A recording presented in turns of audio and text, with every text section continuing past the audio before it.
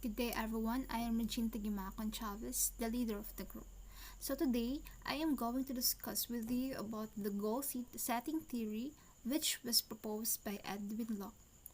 So Edwin Locke is a Dean Professor of Leadership and Motivation at Stanford University, and also he wrote 300 books concerning about motivation, job satisfaction, and goals itself. And right now, we're going to help you set your goals. So Locke's goal setting theory was created based on the 5 principles. So this theory is also known as the 4CF goal setting method, or Locke and Latham's 5 principles. So number 1 would be setting clear goals. So when your goals are clear, you know what you're trying to achieve. You can also measure results accurately, and if you know which behaviors to reward. However, when a goal is vague, or when you express it as a general instruction like take it initiative, it isn't easy to measure and it isn't motivating. So you may not even know you've achieved it. So here in step 1, you have to set clear goals. So when your goals are clear, you know what you are trying to achieve, right? So however, if your goal is like a general instruction like take initiative, do it, ganon, it isn't easy to measure and it is not motivating. So once you start setting your goal, you have to examine yourself. Like, are you feeling excited about it or are motivated about challenge? So if you don't feel strongly about your goal, you might need to clarify it or even change it entirely. Okay, so that is the step number 1, setting clear goals. So next is setting challenging goals. Setting challenging goals demands an accurate balance to guarantee the right level of challenge. So goals that are either too easy or too difficult negatively influence the motivation and decrease performance. So the highest level of motivation is reached when goals are somewhere between easy and difficult. So here in step number 2, we all know that people are motivated by challenging goals. However, it is not good for you to create much challenging goals that are not attainable. Also, you must also develop the self-discipline. Then you can identify some ways and how you can reward yourself whenever there is a time that you did something great in the process. Then next will be commitment. Commitment. Your goals to be accepted. Individuals must understand and agree to the goals, staying motivated as long as the goal is actually achievable and it is not and is in accordance with the aspirations of all those involved. So some individuals may reject imposed goals, but if they have self-efficacy, they may still maintain high personal goals to accomplish the imposed goals by Bandura 1997. So here in commitment, you must secure your commitment. So you must stay motivated by using visualization techniques, or to imagine how your life will look like after you achieve your goal. So visual representations, yung visual representations kasi, it can helps you stay motivated even when the process get tough. So yun yung magiging advantage ng visual representation. So next step is gaining feedback. In addition to selecting the right goals, you should also listen to feedback so that you can gauge how well you and your team are progressing. Feedback gives you the opportunity to clarify people's expectations and adjust the difficulty of their goals. So keep in mind that feedback doesn't have to come from other people. You can check how well you're doing by simply measuring your own progress. So here in the 4th step, it just simply says that you should do not hesitate to ask feedback. Sorry for that. So when you say do not hesitate to ask feedback, because feedback helps you to know others' perspective about your goal. So sa pamamagitan ng pagtatanong, you can identify kung ano yung part ng process na yun ang kailangan palitan or kailangan pang i-develop. So that is the importance of asking for a feedback. So the last step would be considering task complexity. So take special care to ensure that work does not become too overwhelming when goals or assignment are highly complex. So people who work in complicated and demanding roles can often push themselves too hard if they don't take account of the complexity of the task. So here in the last step, people who work in complicated and demanding roles can often push themselves too hard. So for you, give yourself plenty of time to accomplish complex goals. You have to set deadlines that apply an appropriate amount of pressure while still being achievable. Kasi kapag we're going to set deadlines, magiging motivated tayong gawin yung goal na gusto natin. Maging motivate tayong ma-achieve yung goal na yun. So that would be all po here in the five principles of goal setting theory. Thank you. I'm Roseanne Alawigan, and I'm going to report the next topic, Let Be Smart. That S stands for specific, M for measurable, A for achievable, R for realistic, and T for timely. So let me start by SMART goal as a specific. So goals that are specific have a significantly greater chance of being accomplished. To make a specific goal, the 5 W questions must be considered. So, for example, you set a goal for yourself. Instead of saying that, I want to excel in my subjects, why don't you say that, I want to be on top of the class this school year? So, if you're setting a goal, you need to be specific to be sure na ma-achieve mo yun kaysa paligoy-ligoy ka pa. And to be sure that it's specific, it must answer the W questions, like who is involved in the whole. Siyempre, ikaw. Then, what do you want to accomplish? Yung ma-attain yung pagiging top sa class ninyo. Then, where do you achieve this goal? Siyempre, sa school, particularly sa subjects matter. Then, when do I achieve this goal?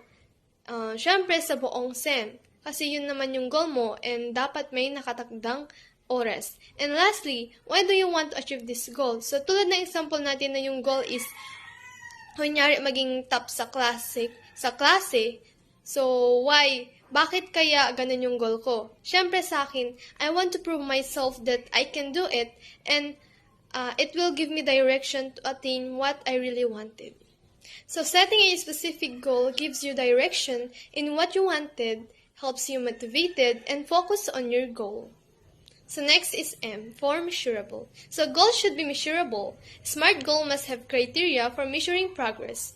If there are no criteria, you will not be able to determine your progress and you are not in track to reach your goal. So to make your goal measurable, ask yourself, how do I know if I reach my goal and what is my indicator of progress? So para maging success ang goal mo, it must be measurable. May specific time kung ano ang gagawin mo. Kung anong gagawin mo this day, sa susunod na araw at sa susunod pa na araw, and kung may progress ba dun sa goal mo. So dun sa example natin na yung goal is I want to be on top of our class in the whole semester. Syempre, para ma-achieve mo yan, you need time management. So, kunyari, may activity ka. You need to do it in exact time para ma-meet mo yung deadline and para hindi mabawasan yung score mo. Siyempre, pag on time ka nag-submit, alam mo na walang bawas sa score mo. And you also put an effort in everything you do. Measurable means identify exactly what you want to do and when you reach your goal. So this can be as simple as setting date for your achievement. Next is A, as achievable. A SMART goal must be achievable. When setting a goal, dapat alam mong maa-achieve mo na magiging success yung goal mo. So, hindi ka naman pwedeng mag-set ng goal nang hindi mo maa-achieve, di ba? Depende na lang kung tamad ka or wala ka talagang nilaan na goal sa sarili mo. So SMART goal must be achievable and attainable. This will help you figure out ways you can realize that goal and works towards it. The achievability of the goal should be stretched to make you feel challenged but defined well enough that you can actually achieve it. In determining if your goal is achievable, ask yourself if you have capabilities and resources to achieve your goal. And if not, what are you missing? Siyempre, yung goal mo is depende sa strengths and your capabilities. Huwag kang magsiset ng goal ng hindi mo kaya.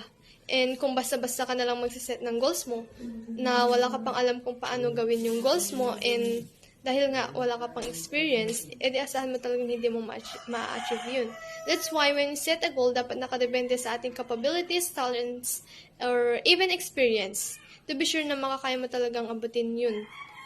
And if tingin mo may kulang pa sa abilities mo, don't give up easily. Learn it within yourself hanggat mamaster mo, and trust yourself. A goal without a plan is just a dream. So if you want to become it a reality, you have to be able to get up and dust yourself and always be going forward. So next is R, that stands for realistic.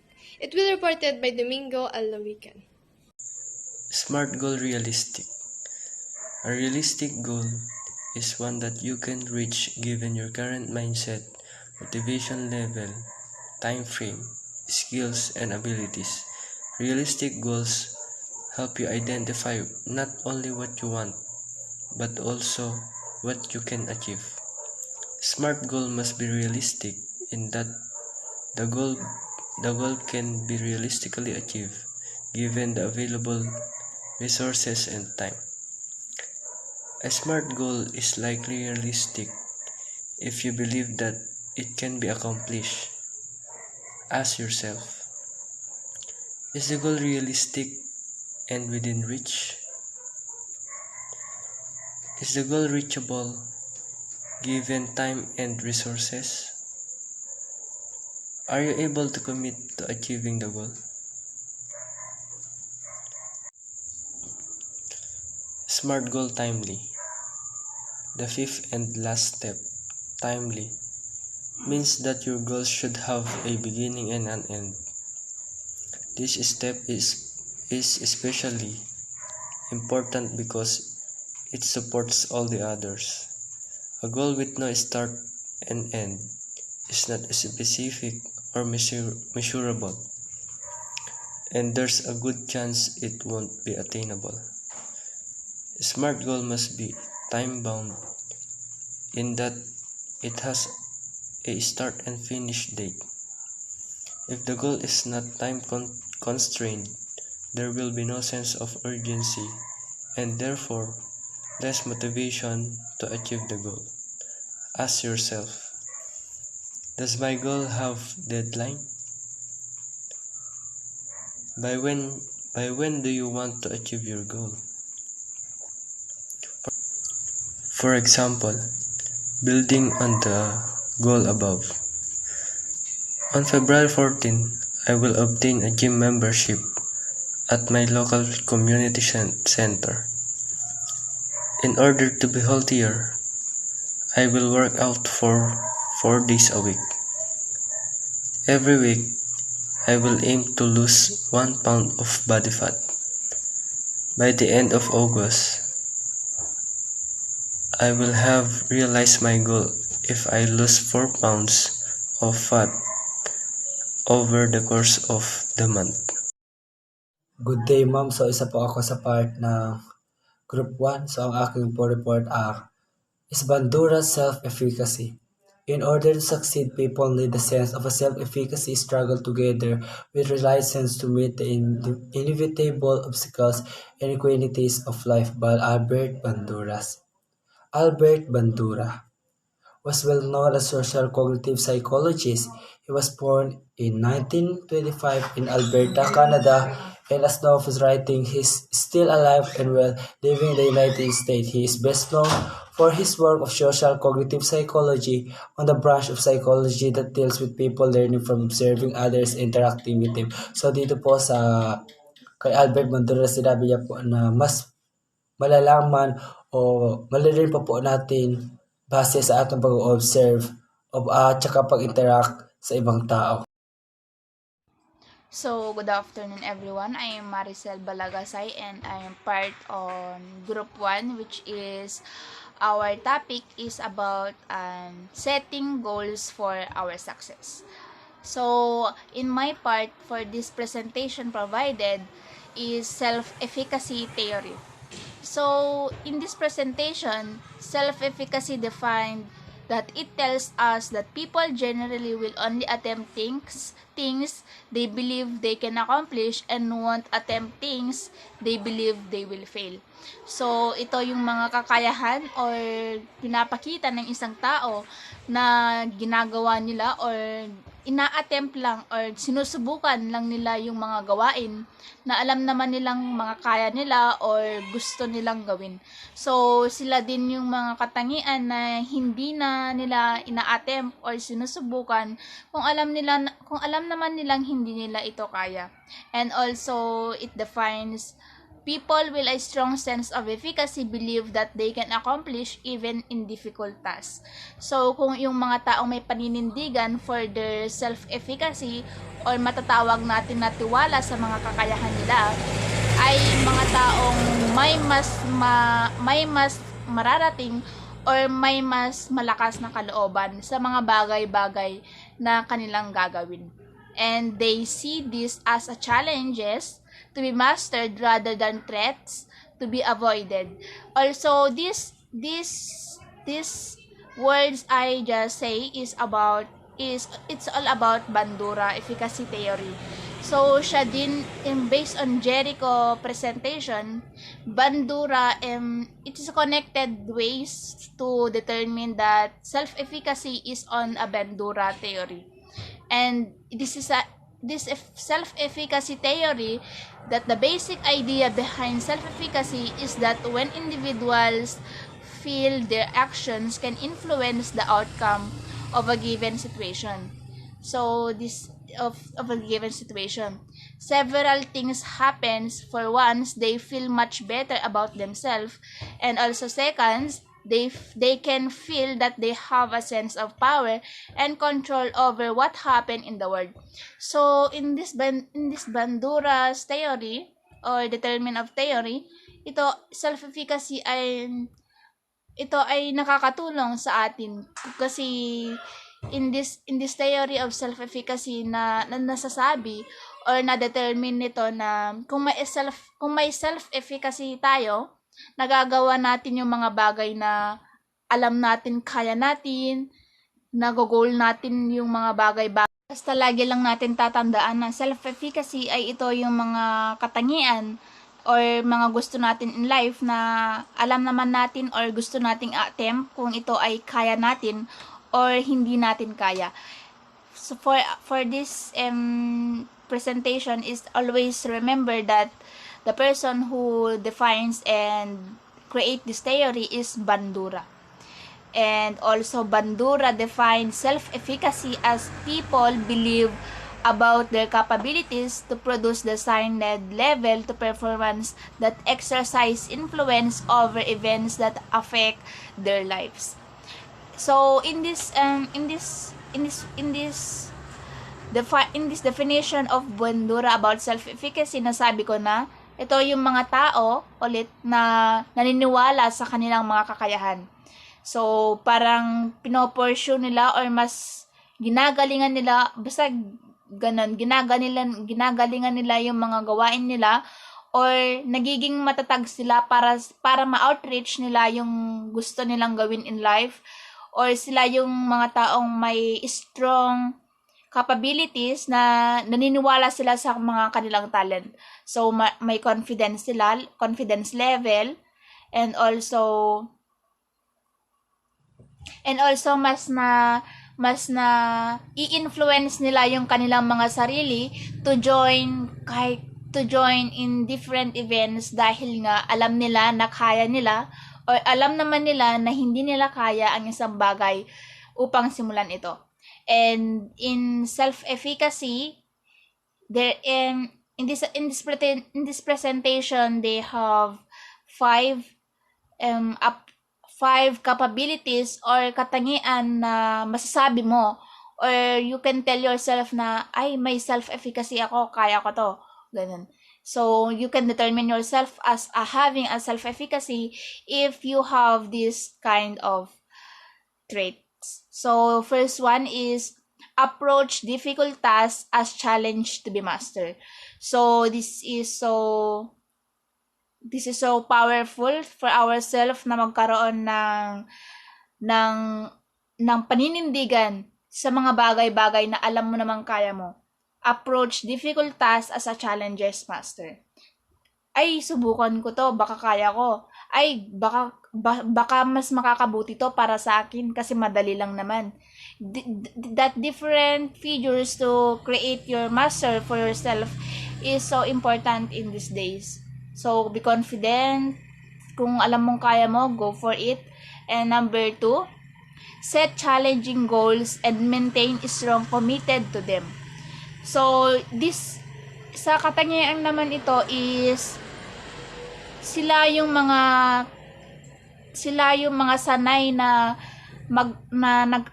nagbibigay o magkakaroon ng challenges for their improving for themselves. And number 3, high or sustain their efforts in the face or failure setback. Sila naman ito naman yung mas pinagtotoon nila ng pansin yung mga alam nilang kahinaan nila. Ay, mahina ako dito, dapat ito yung mai-improve ko. Ganon. Sa sustain and effort in the face their failure or their setbacks. Number 4, attribute failure to insufficient effort or deficient knowledge and skill which are acquirable. And in this sample or sa mga katangian dito naman yung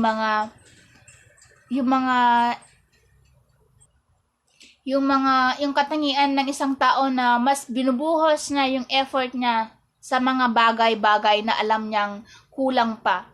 So, kung alam mong, ay, okay na ako dito, mastered ko na to. So, dun ka naman sa part na alam mong medyo alanganin ka or medyo hindi mo pa kaya. So, they put more effort in that things kesa sa mga mastered things na nila. And number 5, approach threatening situation which assurance that they can exercise control over them. So in this topic naman is mas napapalagay dito yung assurance for themselves.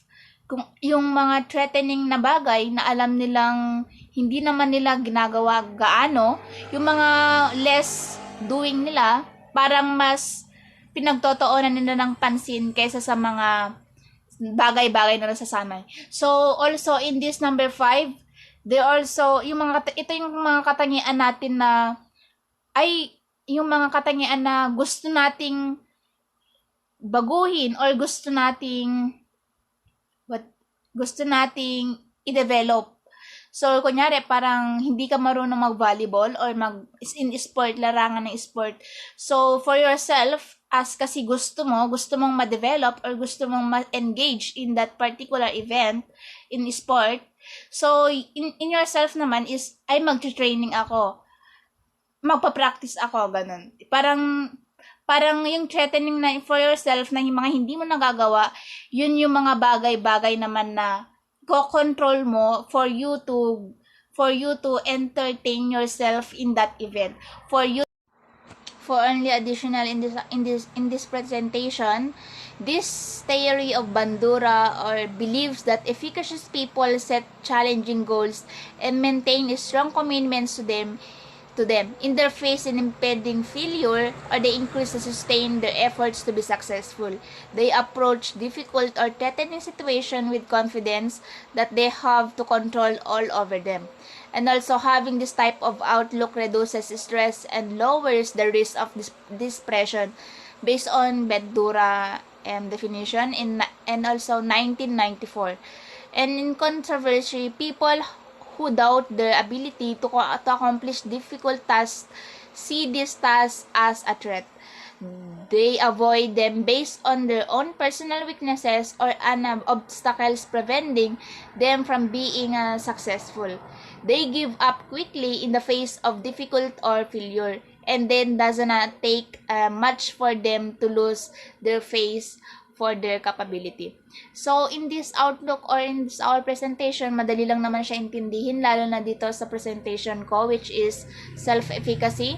Always remember lang na ito ay yung mga bagay o yung mga katangian natin na dahil sa confidence natin or dahil sa paninindigan natin sa mga katangian natin, nagagawa natin yung mga bagay na gusto or mga kaya natin gawin. At naiiwasan naman natin yung mga bagay na hindi naman natin kaya o hindi naman natin provided for ourselves kung hindi natin kung hindi na naman natin kaya yung isang bagay, hindi na natin ito mas pinagtotoonan ng pansin. And also in this presentation, each people or each person define fear differently. But fear is something we all experience in life, an emotion or a feeling that sometimes hold us back from doing the things we want or dream for being, but fear is also an emotion. Failure is a part of our life na, so kung kaya mo or kung yung goal mo in life is you have to master this, kung kaya mo naman talaga yung bagay, go for it. Why not, diba? It is that part of our life that we all learn to control. So don't let your fear hold you back. Let to face them instead, learn to become stronger with them, and use those fear to your advantage. Something extraordinary is out there for you. So thank you.